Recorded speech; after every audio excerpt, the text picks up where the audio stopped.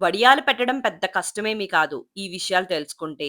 ఎండలో కూడా ఆరబెట్టవసరం లేదు. ఫ్యాన్ గాలి కిందైనా సరే ఈ విధంగా పర్ఫెక్ట్‌గా వస్తాయి. ఒక కప్పు దాకా కూడా బొంబాయి రవ్వని తీసుకున్నానండి. అదే కప్‌తో 8 కప్పులు వాటర్, ఒక టీ స్పూన్ ఉప్పు వేసుకొని నీళ్ళని ఇలా బాగా మరిగించుకోండి. నీళ్లు బాగా మరుగుతున్నప్పుడు ముందుగా తీసి పెట్టుకున్న బొంబాయి రవ్వని నీళ్ళని కలుపుకుంటూ వేసుకోవాలి. లేదంటే ఉండలు కట్టే ఛాన్సెస్ చాలా ఎక్కువగా ఉంటాయి. మీడియం ఫ్లేమ్ మీద 10, 12 నిమిషాల పాటు ఉడికిస్తే ఈ విధంగా చిక్కబడిపోతుంది.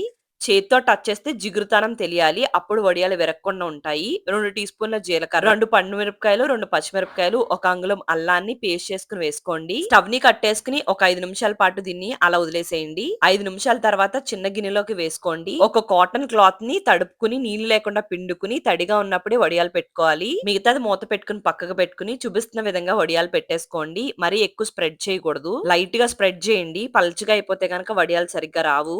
2 రోజుల పాటు ఆరబెట్టుకుంటే ఈ విధంగా డ్రైగా అయిపోతాయి. వెనక వైపుకి తిప్పుకొని కొద్దిగా తడి చేసుకొని, మరొక 2 నిమిషాల పాటు ఉంచేసుకొని, అప్పుడు మళ్ళీ ఇటువైపుకి తిప్పేసుకొని, దుప్పటిని చూపిస్తున్న విధంగా లాగేసుకుంటే గనక ఈజీగా ఊడొచ్చేస్తాయి. మళ్ళీ 1 లేదా 2 రోజుల పాటు వీటిని ఎండబెట్టుకోవాలి. ఒక గంట సేపు వరకైతే ఇలా విడివిడిగా ఆరబెట్టుకుంటే ఒకదానికోటి అంటుకోకుండా ఉంటాయి. 2 రోజుల తర్వాత చూసారు కదా! ఈ విధంగా రెడీ అయిపోతాయి.